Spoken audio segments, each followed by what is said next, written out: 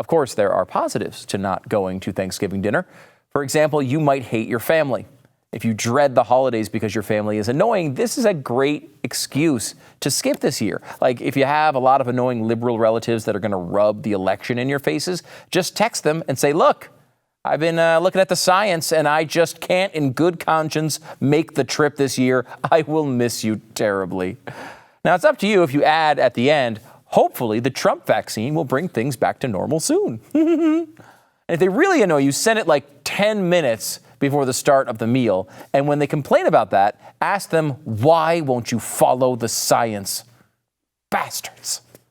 But assuming you're going to do Thanksgiving in person, it's important to recognize that no one is bringing their own utensils and their own single-serve condiment packs like the CDC asks. Nobody's doing it. We all know this is completely insane.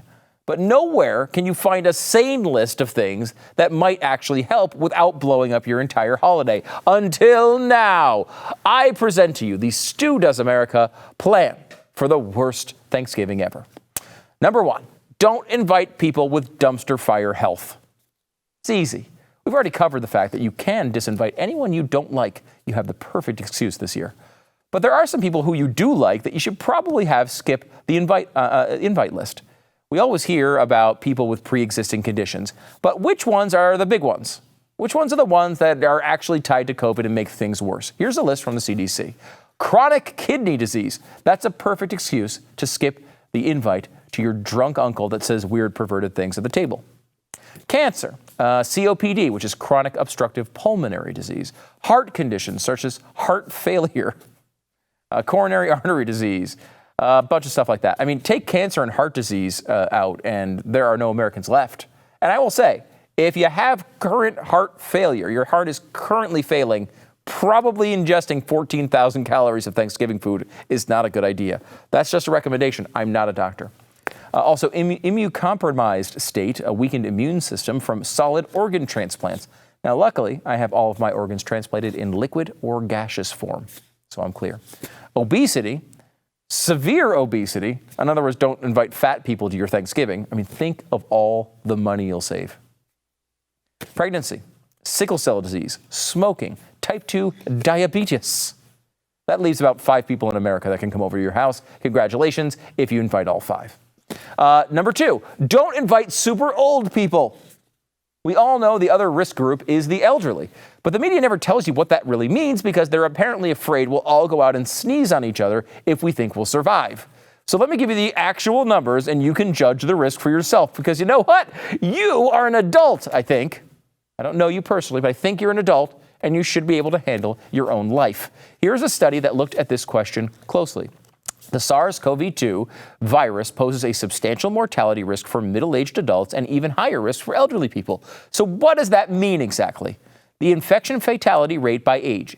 Age 10, your chances of dying are 1 in 50,000, or 0.002%. If you're 25, it's 1 in 10,000, or 0.01%. At age 55, it goes up to 1 in 250, or 0.4%. Age 65, your chances of dying, 1 in 71, or 1.4%. At age 75, 1 in 22, or 4.6%. At age 85, we're starting to get a little scary here, 1 in 7 who get COVID die, or 15%. And if you're over 90, holy crap, you're definitely dying. 1 in 4, your chance of dying, or 25%. So, look, the odds of someone getting sick, if that's your odds and you're looking at it, you're like 1 in 50,000, well, you probably live with that risk. If the odds are 1 in 4, probably keep great Uncle Elmer in the nursing home, where Andrew Cuomo can protect him with his wonderful, wonderful policies. All right, number 3, don't be a close talker. Look, there's way too much garlic in those mashed potatoes anyway, so skip it. Everyone is going to give their loved ones a hug and a hello, right? But if you're going to have lengthy conversations, stand a few freaking feet away from them. Their breath probably smells anyway. As a COVID-19 survivor, I had to go through a list of people that I came in contact with as defined by the CDC and their standards for a close contact. They don't want you reaching out to every person you may have passed in a hallway, just close contacts. Here's how they define that. Quote, close contact is defined by the CDC as someone who was within 6 feet of an infected person for a cumulative total of 15 minutes or more over a 24-hour period. So basically, try to avoid being a close contact to as many people as possible. Okay, being a close contact to 3 people is better than being a close contact to 11 people. If you really need to have a conversation that's super private, try to keep it short if you can. I can assure you the other person probably just wants to get back to watching the Detroit Lions play anyway. It's true. That's what you do on Thanksgiving. And guys, this is the year to make the case that you should be eating in the TV room because COVID. This is like a football free pass. Make it happen, for safety. Okay, number 4, take it outside. In Texas on Thanksgiving, it is projected to be 71 degrees. Screw you, rest of America. But Stu, I live in Minnesota, and being outside for 10 minutes leads to death by frostbite. Whose fault is that? Move to Texas. Number 5, make the inside more like the outside. If you can't make outside work, which is, most of the country, open up some windows or doors, and if you need be, crank up the heat. Yes, you will spend a few dollars more on heating, but at least you can take solace in the fact that you're pissing off Al Gore. Screw the planet. But if you can't do that either because you live in a climate that is not meant for human life, like Minnesota, you can actually do non-invasive things that might help. To learn how, let's watch this fancy Japanese video of people in a smoky room. Okay, so it says decrease infection risks by increasing air circulation.